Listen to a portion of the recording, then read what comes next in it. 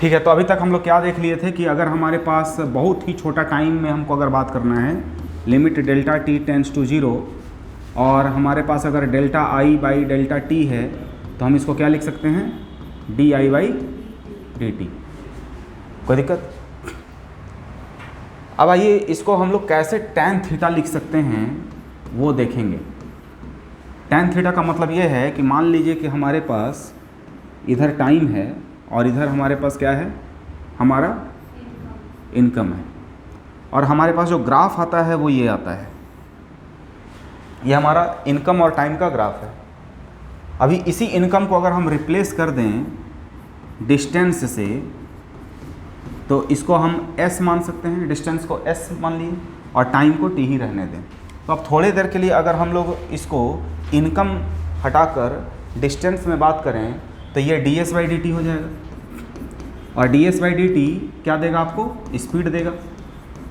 ठीक है, क्या देगा, स्पीड देगा। और ये speed equal to tan theta आप लिख सकते हैं। वो उधर तक आ रहा है, टैन थीटा तक आ रहा है। ठीक है, तो ये थीटा जो था हमारा, ये थीटा ये वाला था,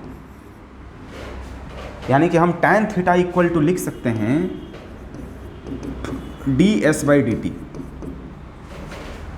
कैसे लिख सकते हैं, चलिए एक छोटा सा इसका सेगमेंट चूज करते हैं।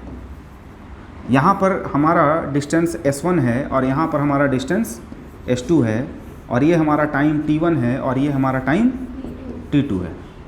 ठीक है, तो बताइए हमें थोड़ा सा आप लोग कि ये वाला लेंथ कितना होगा, बताइए तो।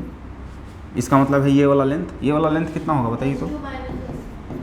और ये वाला लेंथ कितना होगा, t2 माइनस t1। अच्छा, अगर ये एंगल थीटा है तो ये भी एंगल क्या होगा, तो अगर इसको हम ए बी सी नाम दे दें ट्रायंगल को, इस ट्रायंगल को क्या नाम दे दें, इस ट्रायंगल को क्या नाम दे दें, ए बी सी, तो टैन थीटा इक्वल टू क्या होगा, बताइए तो, s2 minus s1 divided by t2 minus t1 होगा क्या। और इसी को हम क्या लिख सकते हैं, delta s by delta T. ठीक है, टैन थीटा को delta s by delta T लिख सकते हैं। अब अगर इस डेल्टा टी को हम मान लें बहुत छोटा है, अगर इसको हम क्या मान लें, if delta T tends to 0, अगर डेल्टा टी टेंड्स टू 0 मान लें, तो टैन थीटा क्या लिखेंगे हम लोग, limit delta T tends to 0 delta s by delta T लिख सकते हैं, और अब इसको ds बाई डी टी लिख सकते हैं क्या। तो tan theta equal to ds by D T भी लिखा जा सकता है, लिखा जा सकता है। नहीं समझ में आया, आपको समझ में नहीं आया, आया तो थोड़ा सा मुंह नाक दिखना चाहिए ना वैसे, कि हाँ भाई हमको समझ में आया, तो थोड़ा चेहरा पर ग्लेज आ जाता है। आप एकदम उसी फेज में हैं, ऐसे देख रहे हैं तो ऐसे ही देखते ही जा रहे हैं। थोड़ा रिस्पांस देना होगा ना, ताकि हम भी एनर्जाइज हो सकें। जल्दी से नोट करिए।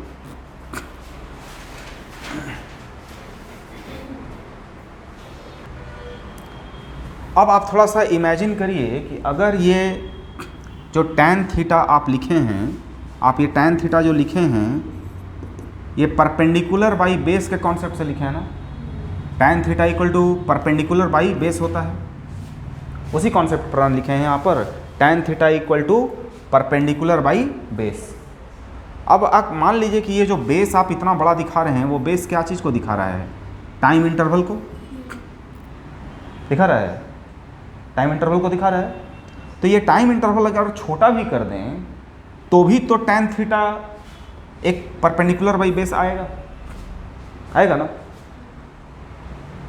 इसी कॉन्सेप्ट पर टैन थीटा इक्वल टू क्या बना है, ds बाई डी टी बना है। सबसे पहले वो delta s by delta T के कॉन्सेप्ट से हुआ है, और फिर अगर हम डेल्टा टी को बहुत छोटा ले लें तो ट्रायंगल छोटा सा बनेगा, लेकिन बनेगा तो जरूर। अरे बात समझ में, आगे बढ़ सकते हैं।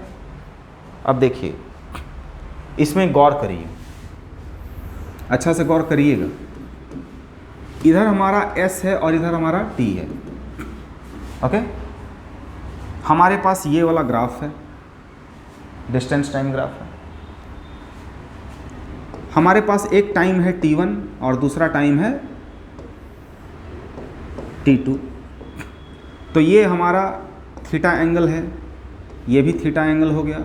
ये हमारा S1 है और ये हमारा S2 है। ये S2 माइनस S1 है, ये T2 माइनस T1 है। अरे बस है। तो ये tan थीटा इक्वल टू जो आप लिख रहे हैं, tan थीटा इक्वल टू क्या लिख रहे हैं बताइए आप? परपेंडिकुलर बाई बेस लिख रहे हैं। S2 minus S1 divided by T2 minus T1 equal to delta S by delta T लिख रहे हैं। अब आप ये वाला ट्रायंगल यहाँ ना बना के आप कहीं दूसरे जगह बनाते तो भी तो tan theta equal to delta S by delta T ही आता। जैसे हम 2-3 जगह delta S by delta T निकालते हैं, 2-3 जगह कहने का मतलब ये है कि देखिए 2-3 जगह का मतलब हम ये कहना चाह रहे हैं।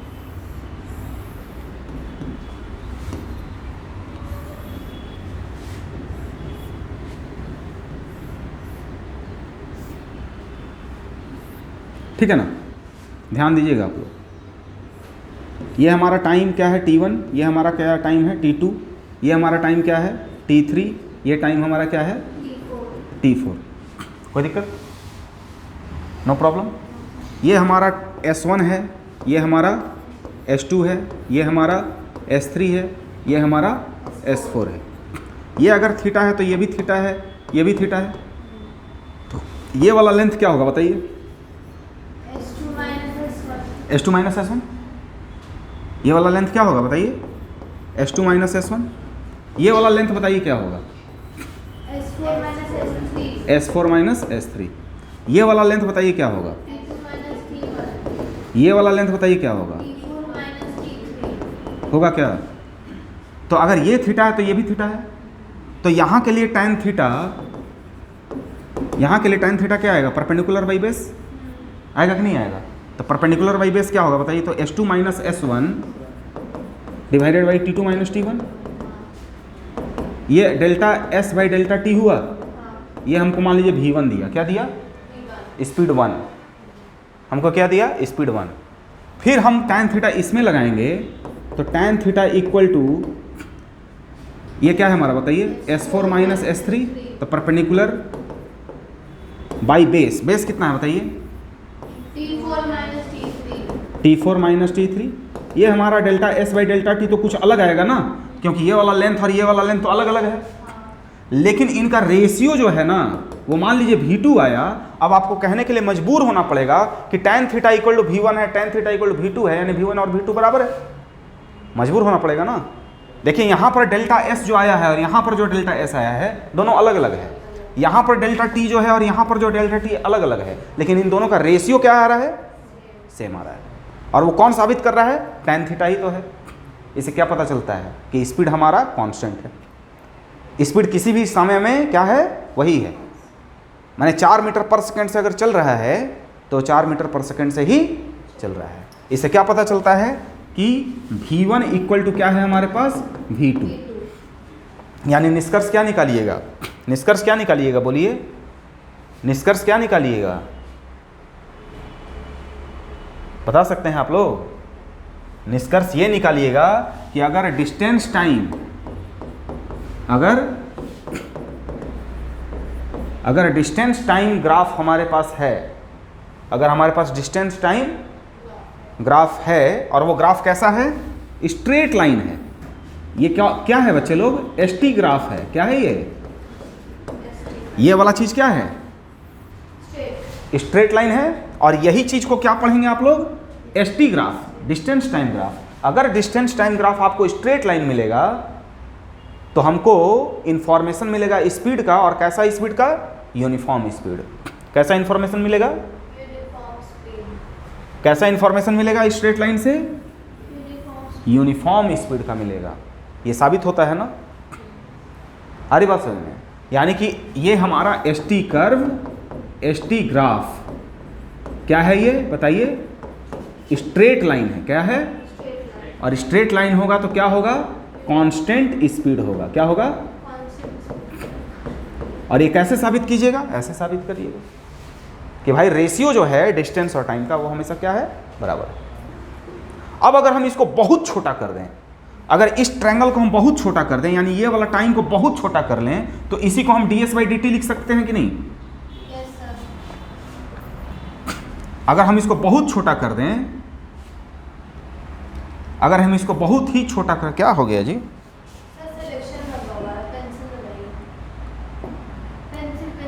पेंसिल कहाँ है?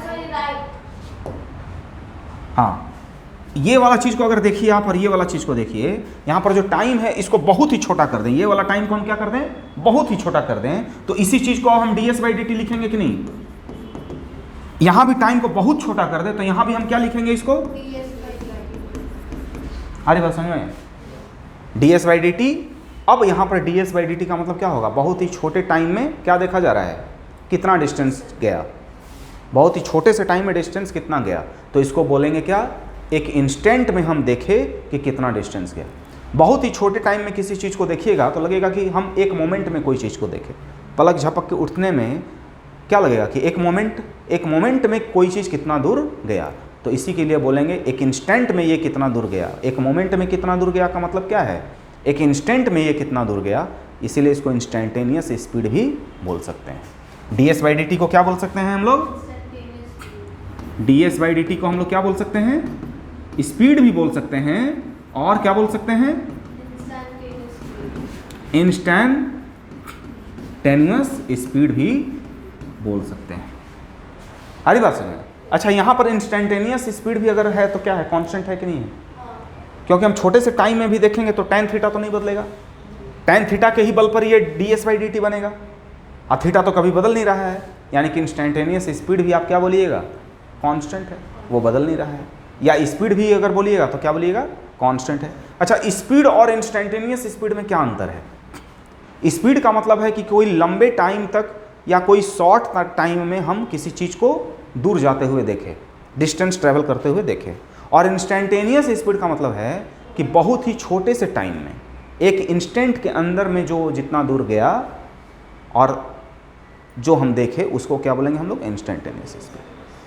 स्पीड और इंस्टैंटेनियस स्पीड में क्या अंतर है? स्पीड का मतलब ये हुआ distance divided by time taken. ये टाइम टेकन हमको पता चल रहा है, 2 सेकंड है, 1 सेकंड है, 0.1 सेकंड है।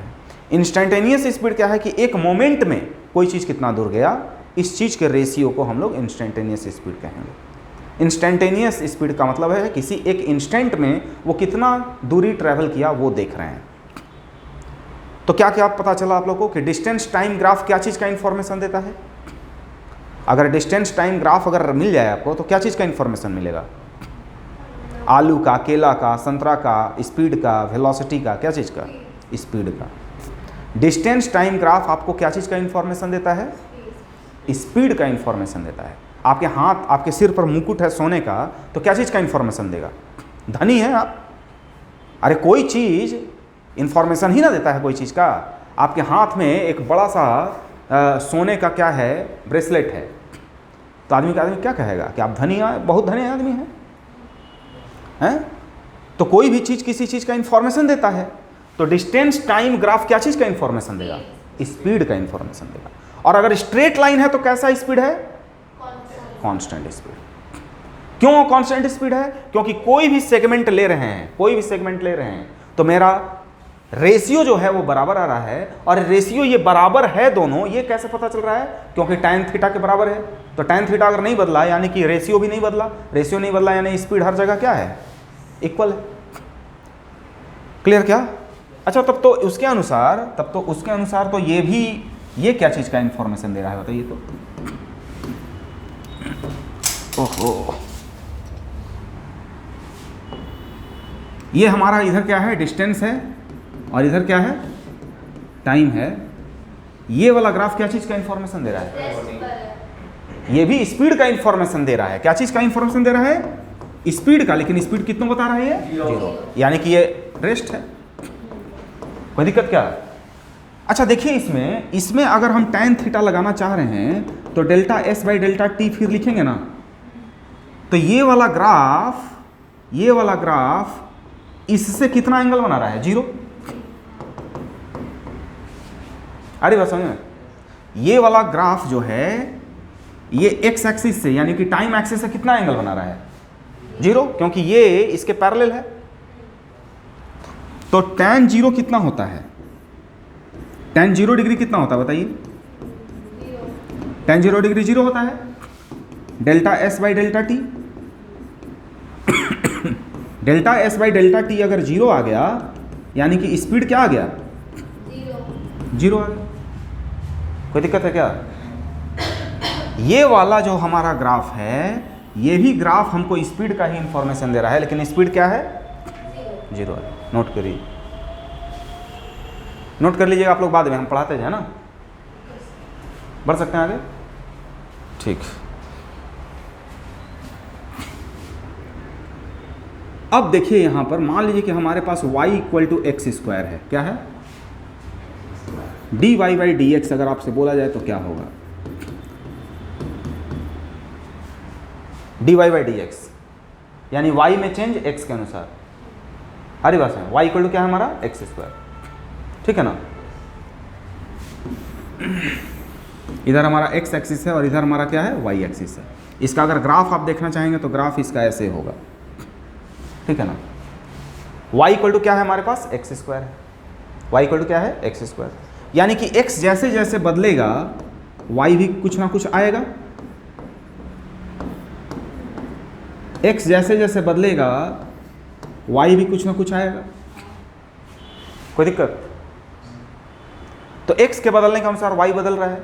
अगर मान लीजिए कि x का वैल्यू 2 है तो y का वैल्यू कितना आएगा बताइए तो? 8 आएगा। सॉरी, स्क्वायर है ना?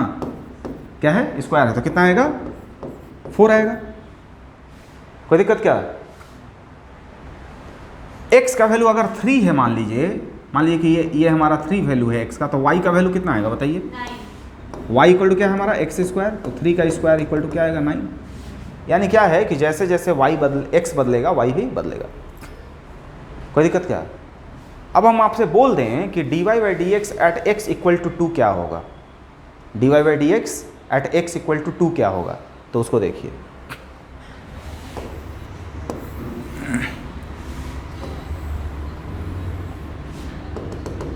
मान लीजिए कि ये 2 है, y इक्वल टू क्या है हमारे पास? एक्स स्क्वायर है ना? मान लीजिए कि ये आपका 2.1 है। कितना है? 2.1 है। y इक्वल टू कितना है?